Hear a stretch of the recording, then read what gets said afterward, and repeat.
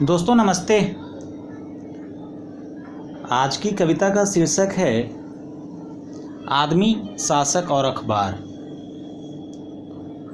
कविता है, हवा में कुछ है जिससे आदमी का दम घुटता है। कहने को हजार बातें हैं, फिर भी आदमी चुप रहता है। कभी कभी सोचता हूँ मोहनजोदड़ो या फिर मेसोपोटामिया वाली सभ्यता जिंदा रहती तो सब ठीक रहता। जैसे आदमी कपड़े बदलता है, सभ्यताएं भी बदल लेता, परंतु सब वैसा नहीं होता जैसा आदमी सोचता है।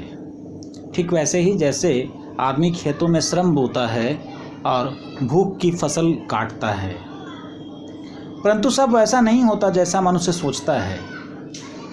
ठीक वैसे ही जैसे आदमी खेतों में श्रम बोता है और भूख की फसल काटता है। आदमी और अखबार अब पहले जैसे नहीं रहे।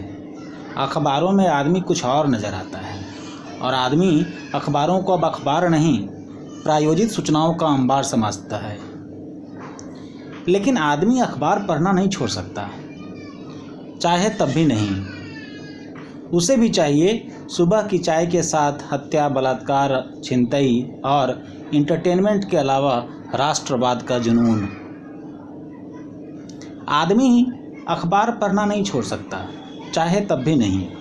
उसे भी चाहिए सुबह की चाय के साथ हत्या, बलात्कार, छिनतई और इंटरटेनमेंट के अलावा राष्ट्रवाद का जुनून। इन सब के बगैर आदमी आदमी नहीं रहता। कुछ एक काले बादल बड़े जिद्दी होते हैं, कुछ एक काले बादल बड़े जिद्दी होते हैं। आसमान की सारी नमी सोख एक ही जगह पर जम जाते हैं। वे समझना ही नहीं चाहते आसमान में अपनी हैसियत।